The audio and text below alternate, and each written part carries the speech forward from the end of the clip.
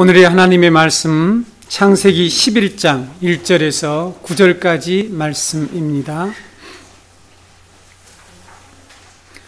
온 땅의 언어가 하나요 말이 하나였더라. 이에 그들이 동방으로 옮기다가 시날 평지를 만나 거기 거류하며 서로 말하되 자 벽돌을 만들어 견고히 굽자 하고 이에 벽돌로 돌을 대신하며 역청으로 진흙을 대신하고 또 말하되 자 성읍과 탑을 건설하여 그 탑 꼭대기를 하늘에 닿게 하여 우리 이름을 내고 온 지면에 흩어짐을 면하자 하였더니 여호와께서 사람들이 건설하는 그 성읍과 탑을 보려고 내려오셨더라.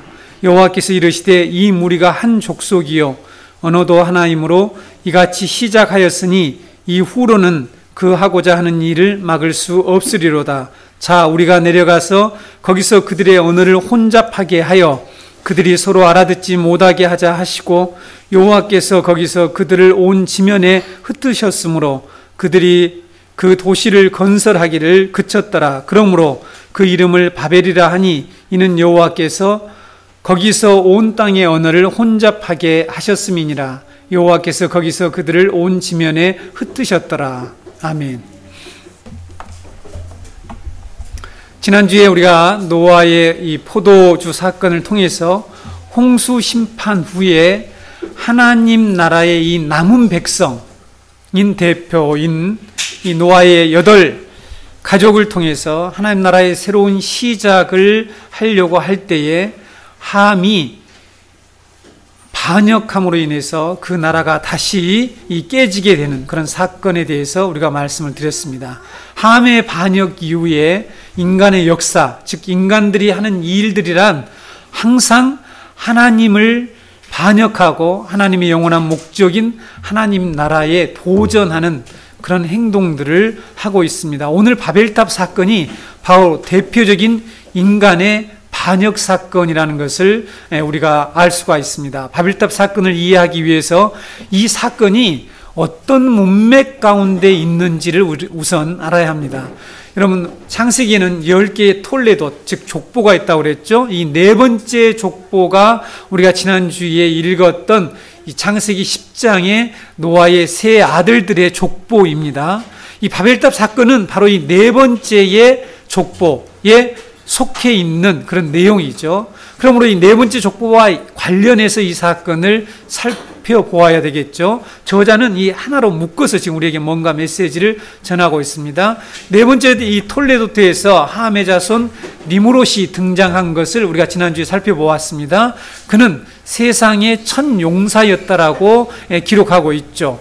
그리고 그의 나라, 즉 그의 통치가 바벨, 에렉, 아갓, 이 아카드어라고 하는 이 유명한 고대 근동 언어가 있는데 그 나라의 원조입니다.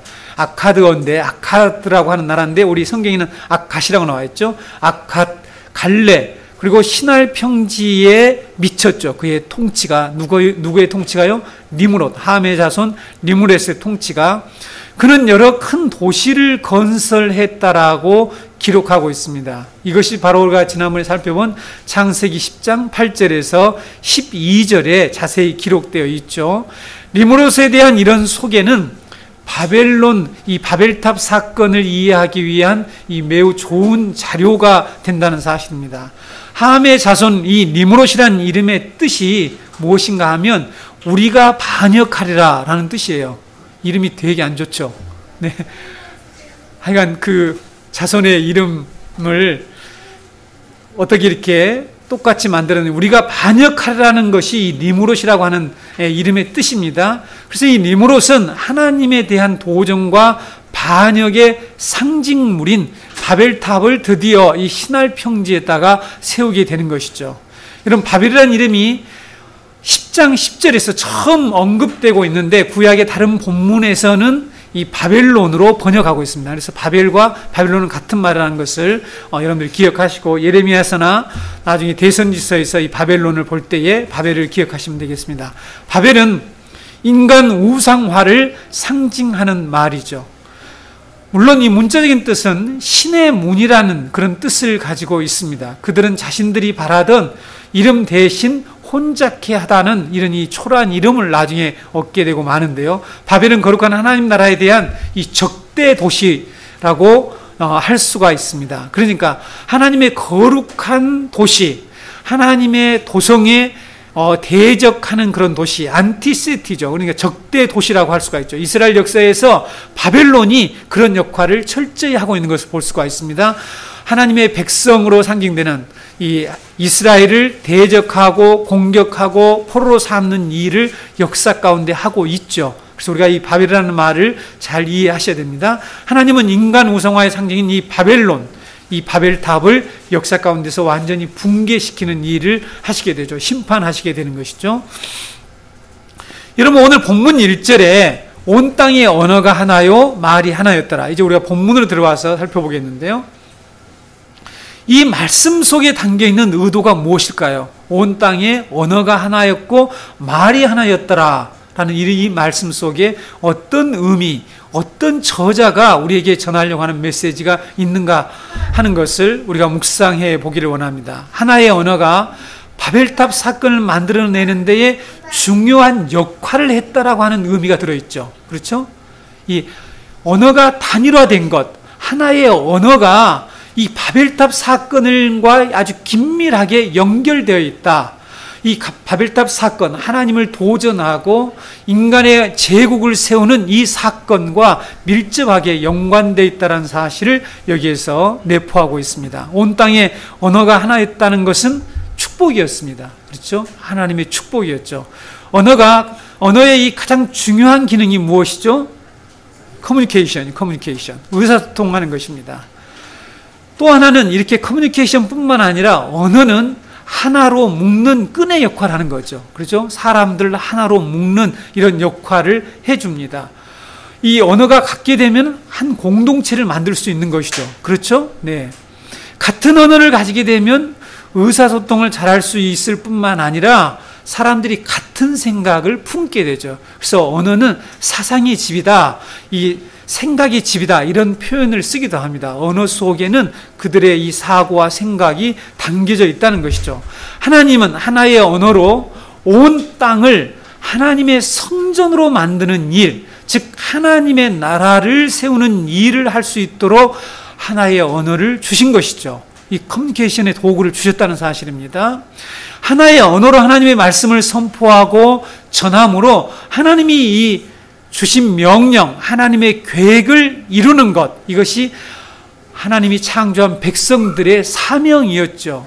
오늘날로 말하면 온 세상의 선교 명령을 잘 수행할 수 있도록 하나님이 하나의 언어를 주셨다는 사실입니다. 오늘날 여러분, 이 해외 선교 사역을 하는 데에 첫 번째 장벽이 뭡니까? 언어예요, 언어. 네. 제 언어의 고통은 제가 겪어와서 합니다. 네. 해외에서 참 이게 말이 안 통해가지고 하고 싶은 말을 못 하는 거예요. 하고 싶은 말을 잘 안 되니까 영어가 자기가 생각하고 말하고 싶은 것을 뭘 하고 생존 영어를 겨우 하면서 살다가 왔습니다. 지구상의 언어가 약 6,800개 정도가 된다라고 합니다. 이 중에서 신구약에 신구약 성경으로 모두 번역된 언어가 276개고요. 신약만 번역된 이 언어가 676개래요. 여러분 대충 기억하시기 바랍니다. 번역이 불필요한 이런 언어를 빼고 성경 번역이 필요한 언어가 2,465개. 예, 2,465개. 6,800개 중에서 아직도 어마어마한 숫자, 약 28% 정도 되는 이런 이 언어가 아직까지 성경으로 번역되지 못하고 있습니다. 신약이나 구약으로 전혀 번역되지 못했다는 것이죠. 여러분, 이 신약 성경을 번역하는 데에 소요되는 시간이 10년에서 25년이라고 하는 이런 엄청난 시간이 필요하대요. 약 2,400개의 언어를 만약에 성경을 번역을 한다, 그러면 어떻게 되겠어요? 신약을 번역한다. 그렇죠? 똑같이 시작해도 엄청난 인력이 필요할 것이며 어마어마한 시간들이 필요하겠죠. 이런 다수의 언어, 많은 수의 언어가 지금 선교의 발목을 잡고 있다는 사실입니다. 그렇죠?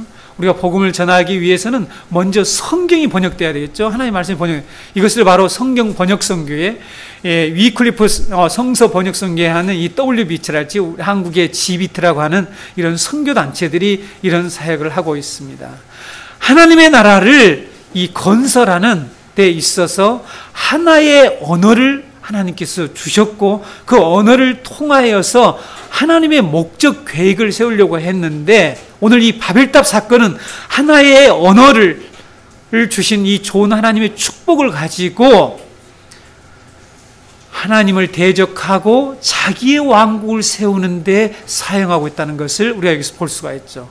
하나의 언어가 하나님의 나라를 세우는 데 사용되지 않고 하나님 나라를 반역하는 데에 사용되었다는 사실입니다. 그래서 니무롯의 제국이 발전하고 부흥하는데 이 하나의 언어가, 온 땅의 언어가 하나고 말이 하나에 따라온 이 말 속에는 니무롯 제국, 하나님을 반역하는 이 자들의 이 제국이 바로 하나의 언어 때문에 발전하고 부흥하는데 중요한 역할을 했다라는 그런 의미가 들어있다는 것입니다. 니무롯 제국에서 하나의 언어는 사람들을 하나로 묶는, 하나로 단결시키는, 하나로 연합할 수 있는 이 중요한 도구가 되었습니다. 여러분, 니무롯의 왕국 10장 10절에 나오죠. 그의 나라가 나오지 않습니까? 즉 니무롯의 통치가 신할 지역 전역에 영향을 미칠 수 있었던 것도 니무롯이 개인적으로 용사로서 뛰어난 능력을 가지고 있었지만, 그런 부분도 있지만 언어가 하나였기 때문에 자신의 제국을 세울 수 있었다는 사실입니다.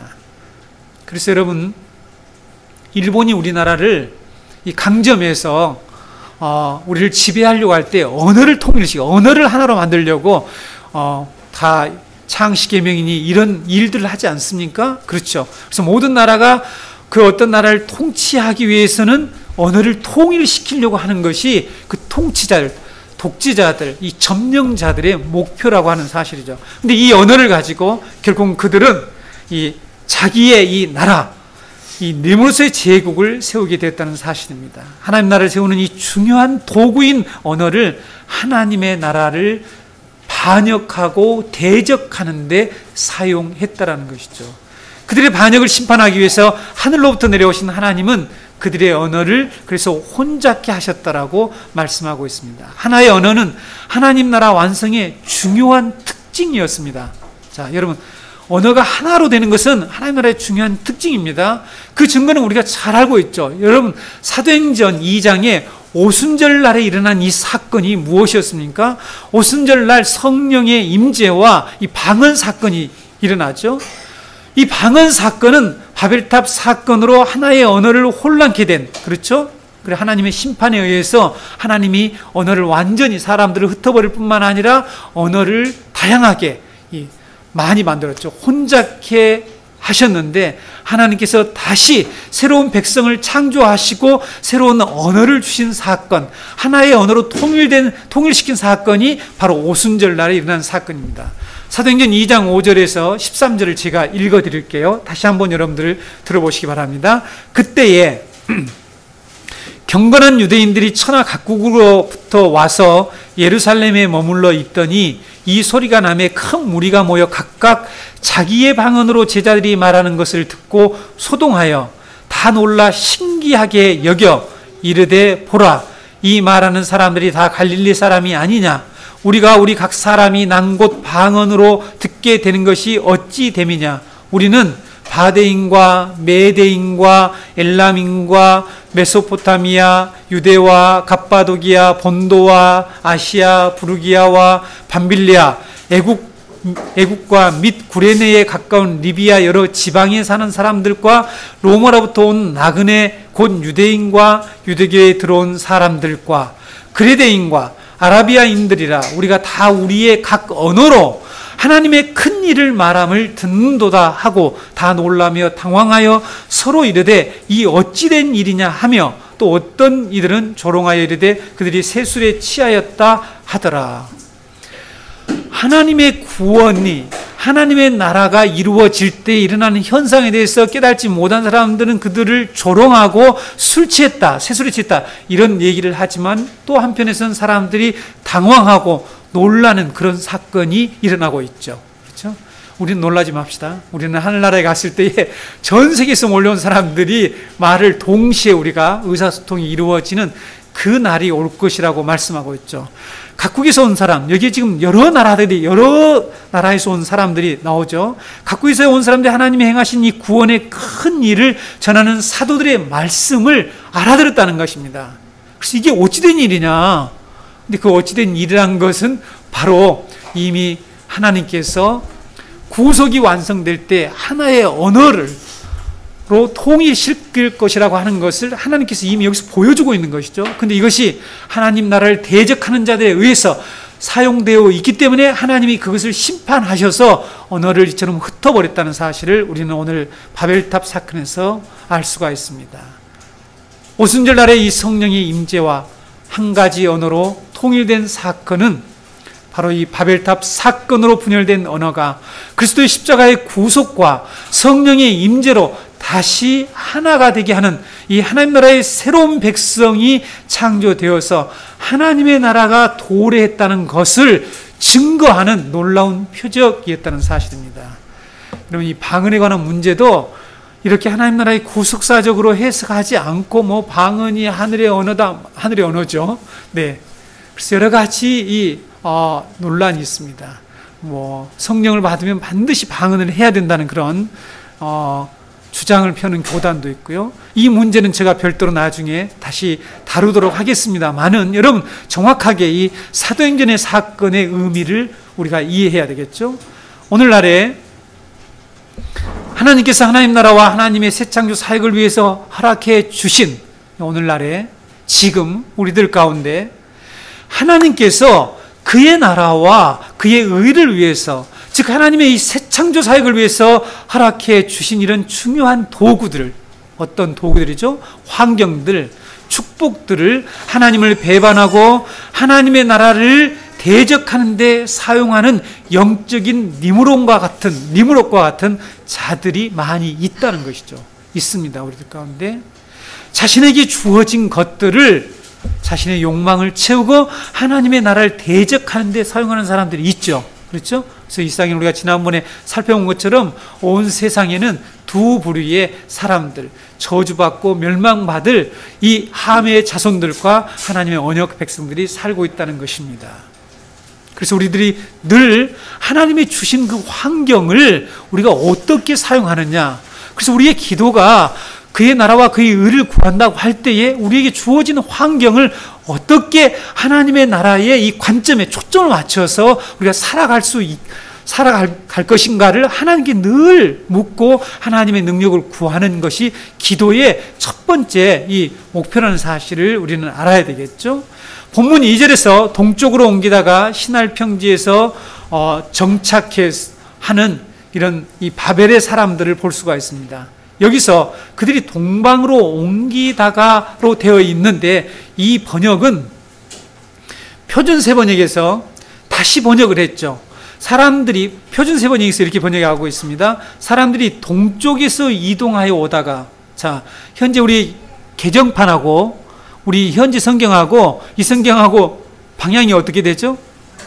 동방으로 옮기다가 신할 평지를 만나 거기에 거류하며 이렇게 되죠. 지금 동쪽으로 가는 것처럼 되어 있는데 새 번역은 사람들이 동쪽에서 이동하여 오다가, 영어 성경은 어떻게 되겠어요? From the east, 동쪽으로부터 이렇게 되어 있습니다.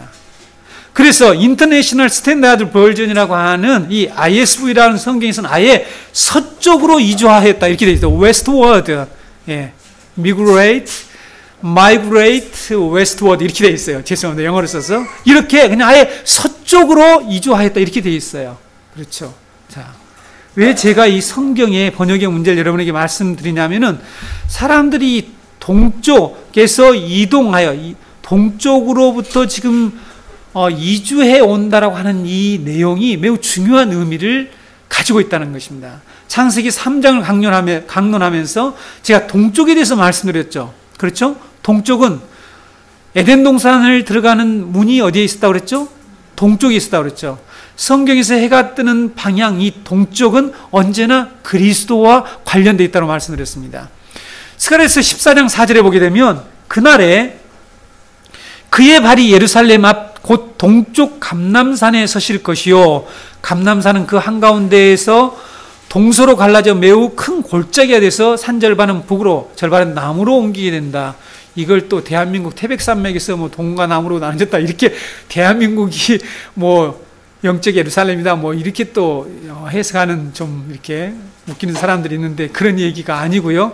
예수 그리스도께서 감람산 쪽으로 나 있는 성전의 동쪽 문을 향해서 들어오시게 되죠. 여러분, 그리스도는 성전의 동쪽 문을 향해서 들어오신다라고 유대인들은 다 믿고 있고 성경은 그렇게 말씀하고 있습니다.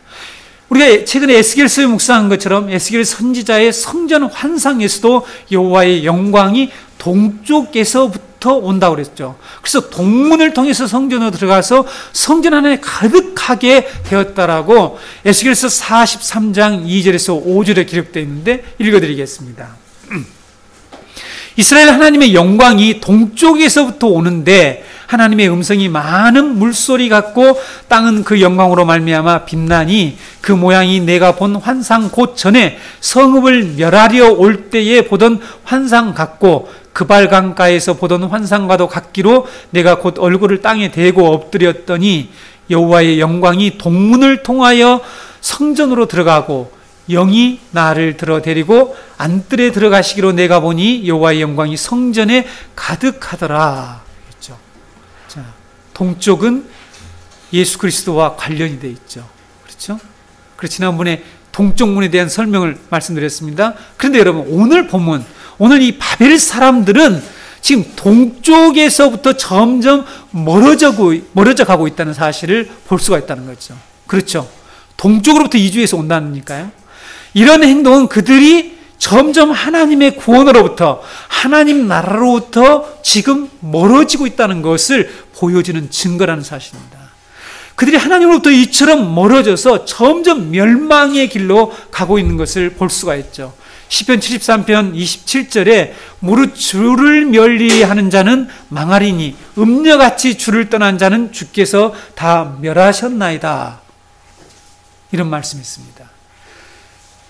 지금 함의 자손 니므롯은 주를 멀리하죠. 망하는 길로 가고 있습니다. 음녀처럼 주를 떠나고 있죠. 그래서 하나님께서 그들을 심판하시는 거죠. 시편 기자도 그렇게 얘기하고 있죠. 시편 119편 155절에 보게 되면 구원이 악인들에게서 멀어짐은 그들이 주의 율례들을 구하지 아니함이니이다. 그들이 동쪽으로부터 떠났다고 하는 사실, 자신들이 하나님 나라와 상관이 없는 자라는 것을 스스로 증거할 뿐만 아니라 하나님의 구원으로부터 멀어지고 있다는 것을 지금 보여주고 있다는 사실입니다. 여러분, 창세기 4장 16절에서 범죄한 가인이 여호와 앞을 떠난 것처럼 인간 타락의 시발점은 하나님에게서 멀어지려고 하는 이 끊임없는 움직임과 행동으로 성경은 묘사하고 있어요. 그렇죠? 그런데 바벨 사람들 역시 지금 하나님으로부터, 이 동쪽으로부터 멀어지고 있다는 거죠. 하나님 나라로 들어가야 할, 예수 그리스도를 통해서 입국할 수 있는, 들어갈 수 있는 그 에덴 동산, 새 에덴으로부터 점점 이들이 멀어지고 있는 것을 볼 수가 있습니다. 함의 자손들이 세운 이 바벨 문화와 제도들의 본질적인 특성을 알아야 돼요. 지금 여러분, 우리가 살고 있는 이 세상은 지금 완전히 바벨론의 문화가 지배하고 있죠. 이 바벨의 제도가 완전히 이 세상을 지배하고 있습니다. 그 특징이 뭐냐는 거죠. 그 속성을 우리가 정확히 알아야 되는데, 그것들이 뭐냐면 한마디로 하나님과 멀어지게 한다는 것이죠.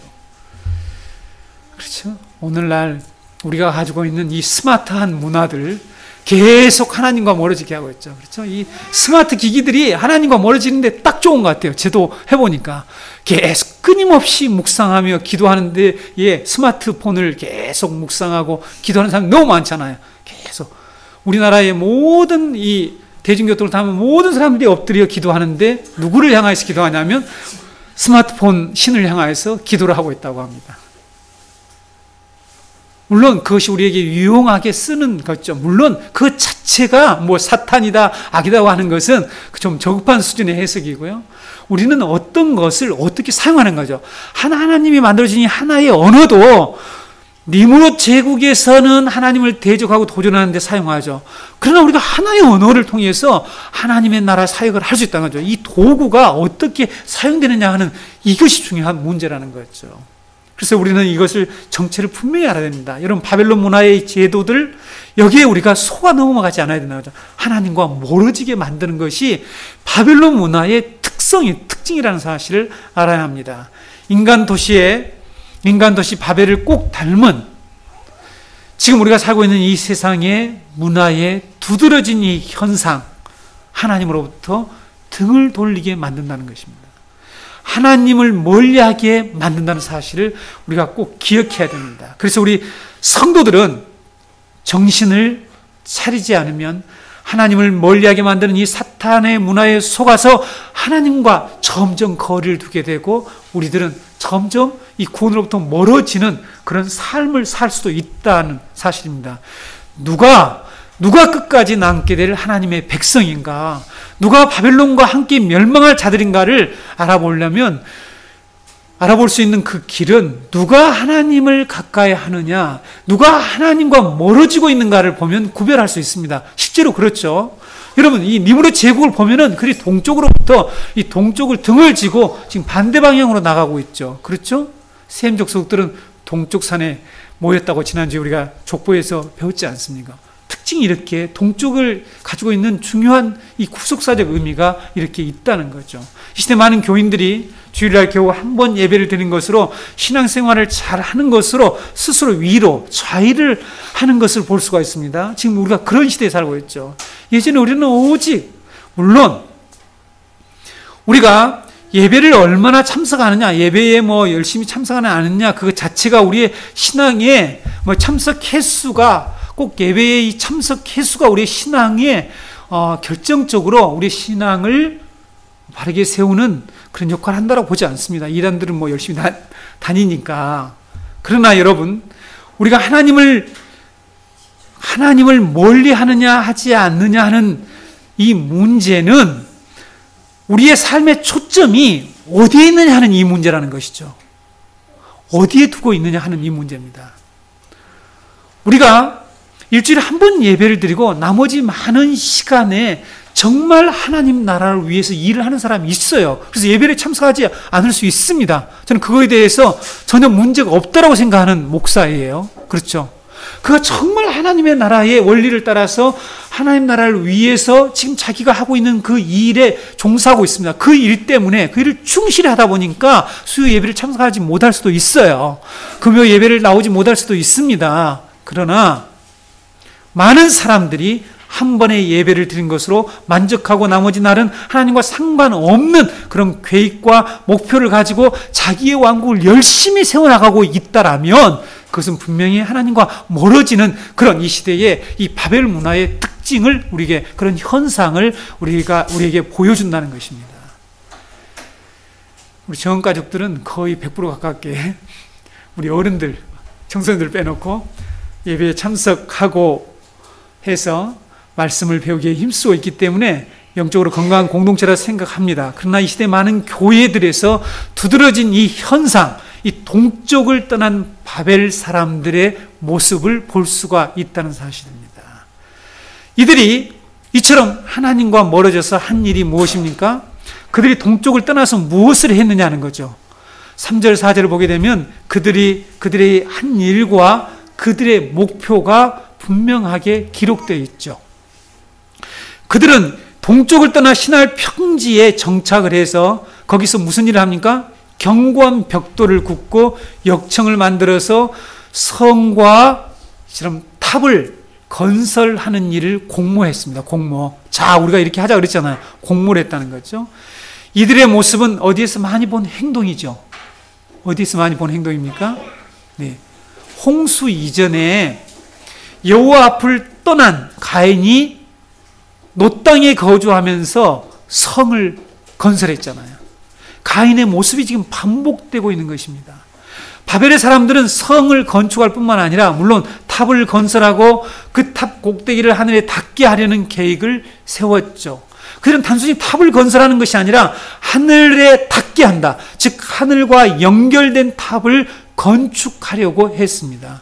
그러니까 이 가인보다 훨씬 진전된 지금 하나님 나라에 대한 반역이 이 바벨탑 사건에서 벌어지고 있다는 사실이죠. 하늘과 땅을 잇는 이 탑을 건축하려고 했다는 이 사실, 매우 중요합니다. 여러분, 바벨탑이 역사적인 사실인가 아닌가, 역사적인 사실이라는 것이 고고학자들이 드러났습니다. 많은 성경 해석자들이 바벨탑은 메소포타미아 지역, 현재 이란과 이라크 지역이죠. 현재 이란과 이라크 지역에 남아있는 지구라트라고 하는, 지구라트, 영어로 그렇게 지구라트입니다. 지구라트라고 하는 이 건물이 바로 이 바벨탑의 후예, 이건 후세대에 만들어진 거지만 바벨탑의 모형이라고 말하고 있습니다. 고고학자들이 약 30개의 지구라트를 발굴했는데요. 지구라트는 양 옆에 계단이 딸린 피라미드와 같은 구조입니다. 지구라트 꼭대기에는 신들의 문이 있었는데 이 문을 통해서 하늘에 있는 신들의 이 거처로 통하는 출입구라고 사람들이 생각하고 믿고 있었다는 거죠. 이 꼭대기에. 그래서 이 지구라트는 하늘과 땅을 연결하는 집이다. 하늘과 땅의 기초가 되는 집으로 도시의 수호신과 관련이 있습니다. 도시의 수호신을 모시는 그런 신전의 탑이었습니다. 물론 옆에 신전이 별도로 있었고 또 옆에 이처럼 탑이 있었다는 것이죠. 그래서 고대 바벨론의 모든 중요한 도시들에는 지구라트가 세워져 있었다고 합니다. 오늘 인터넷 가셔서 지구라트를 쳐보시면 제가 보니까 우리 박기현 집사님의 사이트에 이 지구라트 그림이 있었던 것 같아요. 네, 볼 수가 있습니다. 지구라트 규모가 얼마나 거대했던지 바벨론에 이 마르투크 성소 지역에 70층짜리 탑이 있었는데 높이가 90m, 세로가 90m죠. 이렇게 거대한 건물이 있었다라고 합니다. 그들이 이렇게 지구라트와 같은 구조를 하늘에 닿게 할 탑을 건설하려고 했던 목적이 무엇이라고 오늘 성경이 말씀하고 있습니까? 자신들의 이름을 내고 단결과 세력을 공고히 하려는 것이었다라고 말씀하고 있습니다. 그들의 신할 평지에 바벨탑을 세워서 신들의 영역인 하늘에까지 닿게 하려고 했던 목적은 신들의 영역에 들어갈 길을 만들어서 자신들의 이름을 신들과 나란히 하려는 것이었다는 거죠. 여러분, 이 말을 들으면서 어떤 연상이 떠오릅니까? 에덴 동산에서 뱀의 유혹을 받아 타락했던, 범죄했던, 하나님께 반역했던 아담과 하와가 하나님과 같이 되려고 했던 것과 똑같은 모습이 반복된다는 거죠. 여러분, 이 타락한 인간들이, 하나님을 떠난 인간들이 하는 일이 뭐라고요? 하나님께 반역하는 것입니다. 하나님의 신성에 도전하는 것이죠. 인간들이 이 유명해지려고 하는 것. 여러분, 이 세상 사는 사람들의 마음속에 대부분은 좀 유명해지려고 하는 그런, 물론 그렇지 않는 사람도 간혹 있는 것 같은데, 어찌됐든 우리의 본성 속에, 타락한 본성 속에는 대부분 사람들이 자기의 이름을 내려고 한다는 거죠. 이 자기의 이름을 내려고 하는 것의 이 본질이 뭐냐? 이것은 바로 하나님 자리에 앉고 싶어 하는 타락한 이 속성, 욕망이라는 사실입니다. 실제로 여러분, 우리들의 삶의 모습을 한번 볼까요? 여성들보다 특별히 우리 남성들, 이 지배적인 속성을 가지고 있는 우리 남성들, 돈이 없는 사람들은 돈을 가지려고 온통 거기에 집착하죠. 그런데 여러분, 사람들이 재물을 가지게 되면 그 다음에 하려는 것이 무엇입니까? 자기의 이름을 내고 싶어 한다는 것입니다. 자기의 이름을 내고 싶어 하죠. 자기의 이름을 유명하게 만들려고 하는 것이죠. 이것이 바로 명예입니다. 명예. 그렇죠? 그래서 이 돈과 명예는 항상 이 쌍둥이처럼 같이 우리 이 세상에서 많은 사람들을 미혹하게 되죠. 그래서 명함에 올라갈 명칭들을 어떻게 해서라도 많이 만들려고 한다는 거죠. 우리 사람들이. 타락한 인간들은 자기의 이름을 내려고 하는 이런 타락한 본성을 가지고 있습니다. 이것이 바로 하나님의 자리에 앉으려고 하는, 하나님과 같아지려고 하는 이런 인간들의 모습이라는 거죠. 하나님께 돌려야 할 영광과 명예를 자신들이 받으려고 하는 것, 이 타락한 인간들이 하는 그런 모습입니다. 바벨의 사람들처럼 하늘에 닿는 탑을 세우고 그 탑으로 자신들의 이름을 내려고 하는 일들이 사실은 이 세상에서만 일어나는 것이 아니라 이제 그러한 이 바벨의 문화가 교회 안에, 그래서 여러분 바벨에 사로잡힌 복음이라는 그런 책도 있고요. 바벨탑에 갇혀버린 이 교회 성도들의 모습에 관한 책들이 이 시중에 많이 나와 있습니다. 지금 이러한 모습들이 교회에서도 이러한 현상이 나타나고 있죠. 제가 예를 하나 들어볼게요. 그럼 좀 실감이 날 텐데, 제 친구가 다니는 교회, 그 도시에서 가장 큰 예배당을, 교회당을 건축했습니다. 그 예배당을 건축하면서 헌금한 많은 성도들이 있죠. 그 성도들의 이름을 전부 타일에다가 새겼어요. 타일에다가. 그래서 그것을 어디에다가 부착을 해놨냐면 로비, 성도들이 쭉 나온 로비에다가 순서대로, 어떤 순서일까요? 헌금을 많이 한 순서대로 위에서부터 쫙 붙이는 거야. 그 이름을 쭉 붙여놓은. 그래서 사람들이 들어가며 나가며 그것을 보게 되죠. 그 사람들의 이름이 드러날 뿐만 아니라, 이름이 이렇게 이름을 낸다 그랬죠. 이름이 유명해질 뿐만 아니라 기록된 사람들은 교회에서 떠날 수가 없어. 그러니까 오늘 여기 흩어짐을 면하게 하자고 너무 똑같아. 그렇죠? 흩어짐을 면하게, 이름이 그게 박혀 있으니까. 이런 교회들이 들어보지 않으셨나요, 여러분? 이런 교회들이 많이 있습니다. 바벨 사람들이 탑을 높이 쌓으려고 했던 이 목적, 네, 이것이 자기의 이름을 드러내는 것이죠. 그렇죠? 근데 이것이 오늘 우리들에게도 이러한 속성이 있죠. 여러분, 바벨 사람들이 탑을 높이 쌓으려고 했던 또 하나의 목적이 뭐냐면 흩어짐을 면하기 위해서라고 그랬죠. 왜 흩어지지 않으려고 했을까요? 왜 흩어지지 않으려고 했죠?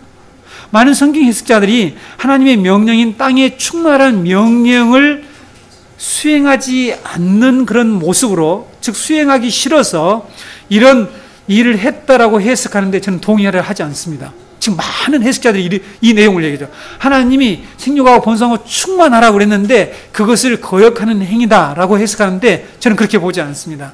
바벨의 사람들은 하나님의 명령에 아무런 관심이 없어요. 그렇죠? 여러분, 사단의 후손들은 원래 관심이 없어요. 하나님 말씀에 관심이 없어요. 명령 수행하는 거죠. 그렇다면 그들이 높은 탑을 세워놓고 흩어지지 않으려고 했던 이유가 무엇일까요? 세력을 만들고 힘을 만들어서 과시하고 하나님을 의지하기보다 자신들의 세력과 자신들의 힘을 의지하려고 했던 거죠. 그래서 흩어지지 않으려고 해요. 힘을 모으는 거예요. 힘을 만드는 거죠. 세력을 만드는 것입니다. 하나님이 하나의 언어를 주셨는데 그 하나의 언어로 그들은 흩어짐을 면하기 위해서 단결을 했죠.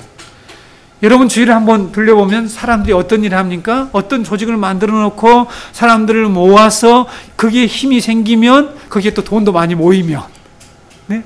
돈이 없을 때는 회장하라면 안 하려고 하다가 돈이 많이 있으면 서로 회장을 하려고 하고 조직에 들어오려고 하죠. 그래서 그 조직의 힘을 의지하고 세를 과시하고 그 힘을 이용해서 자신도 니므롯처럼 힘 있는 용사의 행세를 하려고 하는 것, 이것이 타락한 사람들의 모습이죠. 사람들이 하나님을 믿고 의지한다라고 말을 하지만 우리 교인들도, 우리 신자들도 사실은 사람들의 힘을 더 선호합니다. 왜 사람들이 많이 모인 곳을 선호하느냐는 거죠. 왜 그렇습니까? 거기에는 힘이 있다는 거예요. 거기에는 권력이 있습니다. 거기에 지도자는 놀라운 파워를 가지고 있어요. 세상에 권력자들이 와서 굽신거리죠. 그렇죠? 바벨 사람들이 니므롯이라고 하는 이 걸출한 용사, 이 천 용사 밑에서 흩어지지 말자, 우리 흩어지지 말자. 그렇죠? 요즘 보잖아요. 유명한 사람 하면 참 인기 좋은 사람이 나오니까 그 밑에 모든 사람들이 모여서 우리 흩어지면 안 돼, 분열하면 안 돼, 이렇게 하면서 이유가 뭐예요? 통치하기 위해서, 힘을 과시해서 어떤 것을 이루려고 하는 것이죠. 그래서 큰 제국을 만듭니다. 힘을 만들어서 자기들의 힘으로 자신들을 보호할 뿐만 아니라 그것을 가지고 하나의 제국, 왕국을 만들어서 하나님의 나라와 대적하는 것이 이 타락한 인간들의 모습이죠. 그래서 여러분, 이 흩어지지 않으려고 하는 것은 단지 하나님께 충만하라는 그 명령을 거역하는 것이 아니라, 했다는 것이 아니라 자기의 힘을 모아서 자기의 나라를 세우려고 하는 이러한 모습인 것을 볼 수가 있습니다. 우리의 이름을 내고 지면에서 흩어짐을 면하자. 이게 누구의 목소리입니까? 그렇죠? 오늘 이 바벨 사람들의 목소리죠. 신할 평지에 하나님께 반응했던 자들의 목소리라는 거죠. 근데 여러분, 세상은 말할 것도 없고 이런 공모의 소리가 지금 이 신자들 가운데에서 나타나고 있다는 것입니다. 이런 마음이 아프지만 저는 이 말씀을 준비하면서 오늘은 하나님의 심판과 이 바벨탑, 이 유명한 바벨탑 사건을 통해서 하나님이 이 시대에 이 교회를 향한 그 메시지를 저는 들어야 된다고 생각합니다. 우리가 마음이 아프지만 우리 한국교회 자화상을 하나 더 말씀드리자면, 강단에서 헌금한 사람의 이름을 불러주고, 또 그 이름을 부르면서 기도까지 해주고, 그러면 헌금을 많이 하고, 그렇지 않으면 헌금 액수가 줄어드는 것이 오늘날 우리 한국 교회의 모습이라는 거죠. 맞습니까? 네. 여러분, 이것이 바로 이 바벨탑을 쌓고 있는 교회의 모습이라는 것입니다. 그렇죠? 이름을 내준다는 거죠. 주보에 냈으면 됐지 뭐 굳이 또 여기서 합니까? 제가 지난번에 있었던 교회도 다 김모 목사님, 그 유명한 목사님이 딱 헌금이 올라오면 헌금 봉투를 딱 들고 읽어주고 기도를 해줘요. 그 기도를 받겠다라고 헌금을 하는 사람들. 그러니까 자기 이름이 드러나는 것에 대해서 사람들은 좋아하죠. 이것이 여러분 이 바벨의 문화가 이미 교회까지 점령을 해서 지금 하나님의 나라를 도전하고 하나님의 백성들을 유혹하고 하나님의 백성들을 공격하는 그런 모습인 것을 우리가 꼭 깨달아야 합니다. 우리 정은교회는 그런 일이 없죠. 네. 있을 수도 없죠. 그런 거는. 그래서 여러분, 서운해할 필요가 없습니다. 이름을 얘기하지 않는다고 우리는 서운해할 필요가 없죠. 그렇죠? 네. 우리가 정말 하나님과의 관계 속에서 오직, 그래서 모든 일을 할 때 주의 이름으로 하라고 그랬잖아요. 주의 이름으로 했으면 주님이 영광을 받으시는 건데, 내 이름으로 하면 내가 영광을 받는 거죠. 그러니까 내가 영광을 받고 싶어하는 그 타락한 마음이 사람들에게 있는데, 그것을 잘 이렇게 활용을 하면 바벨탑 하나를 다 건축할 수가 있죠. 그렇죠? 바벨탑을 너무 아름답게 건축해낼 수 있습니다. 근데 거기에 대부분의 사람들이 속아 넘어가고 있다는 거죠. 바벨탑을 세우는 것이죠. 그렇죠? 무슨 제일교회, 중앙교회, 뭐 자기가 제일이야. 그렇죠? 전부 제일교회, 중앙교회 또 뭐 비싼 거 있잖아요. 무슨 중앙교회. 왜 자기가 중앙이냐고. 왜 자기가 제일입니까? 처음 제일, 중앙, 이런 이름들을 내는 것 자체가 그 안에 도대체 어떤 사고가 있냐는 거죠. 자기 이름을 높이겠다. 자기 교회를 더 다른 교회보다 더 튀어나게 하겠다. 관심을 끌어내겠다. 하나님이 제일대라고 교회를 세우라고 했습니까? 오늘 제일교회들을 저 오늘 괴롭겠네. 이 모든 것들이 이 바벨의 영향을 받았다는 사실을 우리가 빨리 깨달아야 된다는 것이죠. 주님은 탑을 쌓지 말고 탑을 무너뜨려서 낮아지라고 그랬죠. 낮아지라고. 그렇죠? 낮은 자의 위치로 가라고 말씀하고 있습니다. 이제 하나님께서 인간들이 건설하는 이 바벨탑을 보시려고 하늘에서 강림을 하시게 되죠. 6장 5절에서 여러분 5절 이하에서 9절까지 보시게 되면 여호와 하나님의 강림은 심판을 위한 이 답사의 목적이었습니다. 그렇죠? 하나님께서 이런 심판을 위한 답사를 하신 사건이 또 있어요. 어디에서 하나님이 내려오십니까? 소돔과 고모라를 멸망하실 때 동일한 모습으로 내려옵니다. 창세기 18장 20절 21절에 보게 되면 여호와께서 또 이르시되 소돔과 고모라에 대한 부르짖음이 크고 그 죄악이 심히 무거우니 내가 이제 내려가서 그 모든 행한 것이 과연 내게 들린 부르짖음과 같은지 그렇지 않는지 내가 보고 알려 하노라. 여러분, 이 말씀을 때 좀 의문이 가지 않아요? 뭐 하나님이 꼭 내려와서 봐야 되나? 하나님은 여러분 역대하 16장 9절에 오게 되면 여호와의 눈은 온 땅을 두루 감찰하신다고 그랬습니다. 여호와의 눈은 온 땅을 두루 감찰하셔요. 그런데 하나님이 다 보고 계셔 아시는데 뭐 또 확인 작업까지 하러 오실 필요가 있냐는 거죠. 그렇잖아요. 전능하신 하나님이, 전지하신 하나님이. 그래서 그들이 하고 있는 일뿐만 아니라 그들이 이처럼 바벨탑을 세우려고 하는 그 마음의 의도까지 모두 알고 계시는 하나님이 하늘에서 심판을 그냥 시행하시면 될 텐데 왜 직접 강림하셨을까요? 질문해 보신 적 있어요? 이 말씀을 보고 하나님께서 직접 내려오신 이유를 알기 위해서 성경을 해석하는 원리를 우리가 따라보자는 것입니다. 성경이 뭐라고 얘기하는지 이사야 64장 1절에서 7절을 보시겠습니다. 이사야 64장 1절에서 7절입니다. 읽어드릴게요. 원하건대 주는 하늘을 가르고 강림하시고 주 앞에서 산들이 진동하기를 불이 섭을 사르며 불이 물을 끓인 같게 하사 주의 원수들이 주의 이름을 알게 하시며 이방 나라들로 주 앞에서 떨게 하옵소서. 주께서 강림하사 우리가 생각하지 못한 두려운 일을 행하시던 그때에 산들이 주 앞에서 진동하였사오니 주 외에는 자기를 앙망하는 자를 위하여 이런 일을 행한 신을 옛부터 들은 자도 없고 귀로 들은 자도 없고 눈으로 본 자도 없었나이다. 주께서 기쁘게 공의를 행하는 자와 주의 길에서 주를 기억하는 자를 선대하시거늘 우리가 범죄함으로 주께서 진노하셨사오며 이 현상이 이미 오래되었사오니 우리가 어찌 구원을 얻을 수 있으리까? 무릇 우리는 다 부정한 자 같아서 우리의 의는 다 더러운 옷 같으며 우리는 다 잎사귀 같이 시들므로 우리의 죄악이 바람같이 우리를 몰아가나이다. 주의 이름을 부르는 자가 없으며 스스로 분발하여 주를 붙잡는 자가 없사오니 이는 주께서 우리에게 얼굴을 숨기시며 우리의 죄악으로 말미암아 우리가 소멸되게 하셨음이니이다. 여러분, 이사야 선지자는 하나님이 강림하시는 이유를 잘 알고 있었습니다. 하나님께서 직접 내려오시는 이유를 원수들에게 주의 이름을 알게 하고 이방인들이 주님이 강림하실 때 떨게, 이방 나라가 떨게 되고 인간이 하나님 앞에서 정말 부정한 존재며 아무 보잘것없는 존재인 것을 확인시켜 주시기 위해서 강림하신다라고 말씀하고 있습니다. 물론 여러분, 주의 강림은 언약 백성들의 구원을 위해서 주님이 내려오시죠. 그런데 여러분, 하나님께서 직접 이렇게 강림하시는 것은 하나님께서 하늘에서 심판하실 수가 있음에도 불구하고 강림하시는 이유는, 이렇게 확인 작업을 하시는 이유는 하나님이 그것을 몰라서 그러신 게 아니라, 물론 이걸 신학적으로 신인 동형론적 그런 표현이라고 합니다.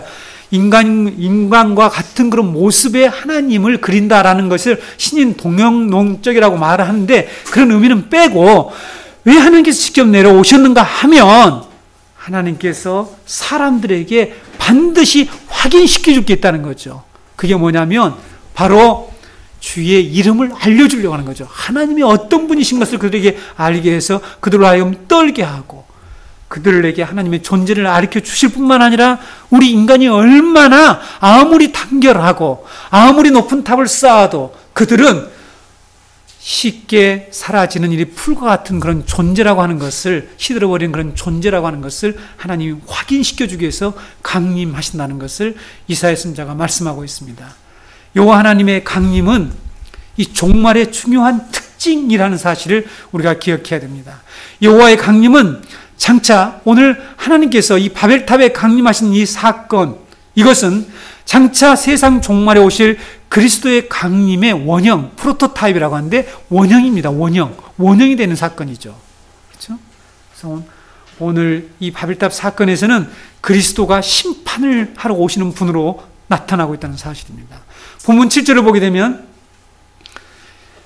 그와 같은 내용을 확인시켜 줍니다. 본문 7절에 보게 되면 하나님께서 자, 우리가 내려가자라고 하는 이런 복수를 사용하고 있죠. 그렇죠? 이게 복수가 무엇일까요? 여기서 사용하는 복수가 누구를 가리키는 것일까요? 이것은 그리스도께서 강림하실 때에 함께 수행하게 될 그런 천사들을 가리키는 복수인 것입니다. 데살로니가 후서 1장 7절에서 10절, 여러분 데살로니가 전후서는 주의 강림을 가장 많이 우리들에게 가르쳐주는 그런 성경이에요. 주의 강림, 내려오심에 대한 내용이 가장 많이 나오는 성경이죠. 데살로니가 후서 1장 7절에서 10절을 보게 되면 환난을 받는 너희에게는 우리와 함께 안식으로 갚으시는 것이 하나님의 공이시니 주 예수께서 자기의 능력의 천사들과 함께 하늘로부터 불꽃 가운데 나타나실 때에 하나님을 모르는 자들과 우리 주 예수의 복음에 복종하지 않는 자들에게 형벌을 내리시리니 이런 자들은 주의 얼굴과 그의 힘의 영광을 떠나 영원한 멸망의 형벌을 받으리로다. 그날에 그가 강림하사 그의 성도들에게 영광을 받으시고 모든 믿는 자들에게 놀랍게 여김을 얻으시리니 이는 우리의 증거가 너희에게 믿어졌음이라. 여호와의 강림의 목적은 심판이죠. 하나님의 백성을 구원하는 것입니다. 여기에 바로 이 천사들과 함께 불꽃 가운데 임재하시는 이 모습이 고스란히 동일하게 이 바벨탑 사건에서 자 우리가 내려가자 하는 이런 모습으로 등장하고 있습니다. 하나님은 하나님의 언어와 하나의 언어와 이 연합을 통해서 하나님의 나라를 새롭게 시작하시기를 원하셨죠. 그렇죠? 여러분, 이 바벨탑 사건이 일어났을 때가 언제인지 우리가 잘 모르지만 우리 역사적으로 볼 때 아직까지 노아도 살아있고 셈도 살아있었을 직한 그런 시대라는 거죠. 그러니까 노아의 홍수 심판을 통해서 하나님이 이 세상을 멸망한 사건을 경험한 사람들이 실제로 살고 있었다는 거죠. 노아는 노아 홍수 후에 350년 동안을 살아서 950세까지 살았다고 그랬잖아요. 그렇죠? 셈이 홍수 2년에 아르박삿을 낳았다고 그랬잖아요. 그 나이를 10장에 우리가 다음 10절을 보게 되면 쭉 나오죠. 그렇죠? 500년을 지내며 살았대요. 그렇죠? 그러니까 셈이나 이런 모든 사람들이 실존하고 있었죠. 이 역사를 본 사람들이 살아 있었습니다. 하나님께서는 이렇게 노아의 가족을 통해서 하나의 언어를 주시고 이 연합을 통하여서 하나님 나라를 새롭게 시작하기를 원하셨죠. 그런데 니므롯과 바벨 사람들은 하나님의 계획과 목적을 이루기 위해서 주신 이 하나의 언어를 가지고 반 하나님의 연합 세력을 만들어서, 많이 듣는 말 아니에요? 요즘 반 무슨 기독교 세력, 반 무슨 안티 무슨 세력, 반 하나님의 이 나라의 연합 세력을 만들어서 하나님의 신성을 탈취하고 반역하는 일을 했다는 사실입니다. 그래서 하나님께서는 언어를 혼잡게 하고 그들의 이 연합, 단결을 깨뜨려서 흩어버리는 그런 심판을 단행하셨습니다. 인간의 제국이 하나님의 나라를 넘보고 그 자리를 대신하려고 할 때, 다시 말씀드리면 이 인간이 만드는 이 도시가 영원한 하늘나라의 도시, 하나님이 세우려고 하는 이 새 예루살렘, 옛날에 말씀드렸죠? 어거스틴의 두 도성 얘기했죠? 하늘에 있는 이 도성의 자리를 대신하려고 할 때에, 그리고 많은 하나님을 믿는 자들이 배교의 행태를 보일 때에, 배교한단 말이죠. 신앙을 배신하는 그런 일들이 벌어질 때에 하나님은 강림하신다는 거죠. 강림하셔서 오만한 인간들을 심판하시게 되고 사람들에게 하나님의 존재를 분명히 인식시켜 준다는 사실입니다. 이것이 여호와의 강림인 것입니다. 하나님의 심판의 결과로 그들이 건축하려고 했던 탑의 이름이 우리가 흔히 부르는 바벨로 이처럼 붙여지는 내용이 오늘 9절 말씀에 나와 있죠. 그러므로 그 이름을 바벨이라 하니 이는 여호와께서 거기서 온 땅의 언어를 혼잡게 하셨습니다. 여호와께서 거기서 그들을 온 지면에 흩으셨더라. 원래 여러분 이 바벨의 이름이 뭐라고 그랬죠? 신의 문이었습니다. 그래서 그들은 자신들이 건설하는 탑이 신의 문이 되어서, 그렇죠? 신의 출입구가 되어서 신과 이처럼 내통을 하고 자기들도 신과 같은 그런, 지난번에 말씀드렸지만 우리 신의 아들들이 되려고 하는 그것을 원했지만 그들이 바라던 이름 대신 하나님께서는 바벨, 혼합하다, 혼잡게 되더라고 하는 이런 이 초라한 이름을 그들에게 주셨다는 사실입니다.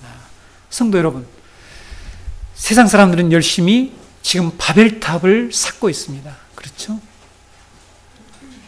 우리 그리스도인들은 바벨탑을 쌓으려고 이 세상에 있지 않죠. 우리 신자들은 바벨탑을 쌓으려고 이 세상에 존재하지 않습니다. 바벨탑을 열심히 쌓는 사람들이 바벨탑을 쌓아서 자기의 힘을 과시하죠. 그래서 자신을 때로는 자기들은 말하지만 하나님과 동등한 자리에 올려놓습니다. 그 일을 위해서 부지런히 더 높은 탑을 쌓으려고 하고 있죠. 그것이 우리가 지난번에 우리가 살펴보았던 영웅이 되는 것, 그렇죠. 영웅 숭배 사상이란 것들이 이 세상을 지배하고 있다는 것이죠. 그렇죠. 자기가 높이 올라가 있으면 사람들이 자기를 우러러보고 자기에게 굴복하고 그 힘 앞에 넙적 엎드리고 굽신거리니까 그것을 사람들은 즐기죠. 그렇죠? 절대로 우리 그리스도인들은 그래서는 안 됩니다. 자기가 가지고 있는 것을 통해서 남을 지배하려고 하거나 남이 자기 앞에 굴복을 받아내려고 하거나 이런 일은 해서는 안 되죠. 회사에서나 직장에서 자기가 비록 높은 자리에 자기가 상급자의 위치에 있더라도 우리 그리스도인들은 그런 일을 해서는 안 됩니다. 그러나 이 타락한 인간들, 신자들을 포함해서 모든 사람들은 바벨탑을 쌓아서 바로 이런 일을 행하고 있다는 거죠. 이것이 하나님 나라와 역행하는 것이죠. 하나님 나라는 모든 사람이 평등하게 되는 것입니다. 그렇죠? 하나님 나라는 모든 사람들이 함께 공존하며 함께 살아가는 그런 나라죠. 자신들의 제국을 만들고 자신들의 목적과 유익을 위해서 사람들은 너무나 단결을 잘하죠. 여러분, 바벨탑을 쌓는 사람들의 특징이 뭐냐면 단결을 잘해요. 단결을. 제가 예를 들어볼까요? 네. 우리가 어떤 자기 이권 문제 생기면 무슨 해 있잖아요. 뭐 경영자해, 뭐 약사해, 뭐 무슨 해, 뭐 이렇게 그 사람들이 전부 다 들고 일어나잖아요. 그렇죠? 가만 보게 되면 전부 자기의 탑을 쌓으려고, 자기의 밥그릇을 빼앗기지 않으려고 사람들이 연합을 너무 잘해. 그 일을 위해서는. 성도 여러분, 하나님이 나중에 에베소 교회나 이런 성도들에게 성령이 하나 되게 하신 것을 힘써 지키라고 그랬죠. 주도 하나요, 세례도 하나요, 믿음도 하나고 하나됨을 지키는 것, 하나되라고 말씀하시는 그분이 왜 흩으셨냐고요. 왜 흩으셨습니까? 하나님을 그 단결된 힘으로 하나님 나라를 파괴하고 하나님 나라와 역행하는 일을 한다는 거죠. 사람들이, 바벨탑을 쌓는 인간들이 그런 일을 한다는 것입니다. 우리 그리스도인들은 그런 일을 해서는 안 되죠. 그렇죠? 저는 돈 있고 힘 있는 사람들에게 괄시도 받아왔습니다. 그 사람들이 우리를 무시하는 것, 여러분도 힘들잖아요. 그렇죠? 그래서 사람들은 그것을 당하지 않으려고 바벨탑을 쌓는데 그런 신자의 태도가 아니에요. 그런 태도로 어떤 일을 열심히 하거나 공부를 열심히 하거나 돈을 열심히 버는 것은 하나님 나라를 모르는 사람이에요. 구원이 무엇인 것을 모르는 사람들입니다. 근데 그런 사람들이 너무나 교회 안에 많다는 거예요. 그렇잖아요? 교회는 그것을 오히려 부추긴다고 해요. 바벨탑 잘 쌓아라, 축복해 줄게, 헌금 많이 가져와, 이름 불러줄게. 그래서 바벨탑을 쌓게 해준단 말이죠. 이런 기막힌 일들이 교회 안에서 지금 벌어지고 있다는 사실입니다. 이런 바벨에 대한 하나님의 심판은 장차 적그리스도의 세력에 대한 하나님의 최후의 심판의 예표죠. 예표입니다. 그리스도의 강림으로 하나님의 영원한 도시가 완성될 때, 하나님의 구속이 완성될 때 우리는 새로운 언어의 공동체, 새로운 백성이 되어서 새로운 인류가 되는 것이죠. 모두가 여호와 하나님의 이름을 부르며 섬기게 될 것이라고 선지자들은 우리에게 예언하고 있습니다. 스바냐 3장 8절 9절 이제 읽고 말씀을 마치도록 하겠습니다. 나 여호와가 말하노라. 그러므로 내가 일어나 벌할 날까지 너희는 나를 기다리라. 내가 뜻을 정하고 나의 분노와 모든 진노를 쏟으려고 여러 나라를 소집하며 왕국들을 모으리라. 온 땅이 나의 질투의 불에 소멸되리라. 그때에 내가 여러 백성의 입술을 깨끗하게 하여 그들이 다 여호와의 이름을 부르며 한 가지로 나를 섬기게 하리니. 여러분, 스바냐 3장 8절 9절 말씀을 꼭 잊지 말기를 바랍니다. 그렇죠? 여러 나라를 소집한데 왕국들을 모은데 이 왕국이 무엇입니까? 바벨탑을 쌓는 이 니므롯과 같은 자기 왕국들이죠. 자기가 세운 이 왕국들을 전부 모아서 하나님의 질투의 불로 그들을 멸망하시겠다라고 말씀하고 있습니다. 성도 여러분, 그러므로 야고보 사도가 우리에게 한 말을 기억하기를 바랍니다. 야고보 사도가 5장 7절에서 주의 강림하시기까지 길이 참으라고 권면하고 있습니다. 바벨탑을 높이 쌓은 사람들이 우리를 짓밟고 우리를 무시하고 괄시하지만 우리는 주의 강림을 기다리는 거예요. 그렇죠? 우린 주의 이 복음을 붙들고 주의 강림을 기다리며 사는 거예요. 세상이 바벨 사람들처럼 자신의 목적과 욕망을 위해서 너무 연합을 잘할 때에, 그래서 단결해서 힘을 과시하고 자기 이권을 다투며 살아갈 때에 우리는 하나님의 나라의 도래를 사모하면서 성령 안에서 하나 되게 한 이 영적 가족과 함께 하는 거예요. 이것이 신앙입니다. 이 믿음을 가지고 주의 강림을 간절히 사모하는 저와 여러분이 되기를 바랍니다.